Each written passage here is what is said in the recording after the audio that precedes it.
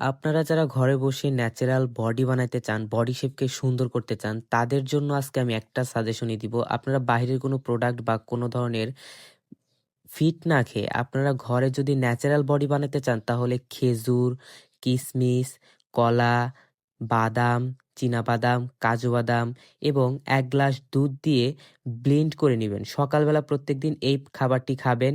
নিয়মিত ১৫ দিন খেয়ে দেখেন আপনার বডি মাসল যদি না গ্রোথ পেয়েছে, তাহলে আমার নাম আপনি ভুলায় রাখবেন। তো যাই হোক, আমি একদম ন্যাচারালি এগুলা পরীক্ষিত এবং নিজে খাই। এইজন্য আমার বডি এত সুন্দর। আর আপনারা মাঝে, মাঝে কিন্তু আমার স্টোরিও দেখেন, আমার বডি বিল্ডার স্টোরি।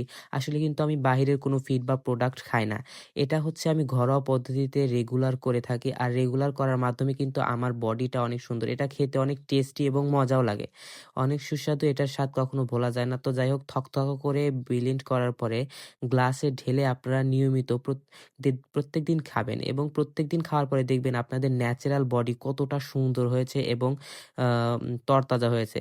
আর এটা খেতে কিন্তু আসলেই খুবই মজা। আমি প্রত্যেকদিন খাই, একদম অমৃত।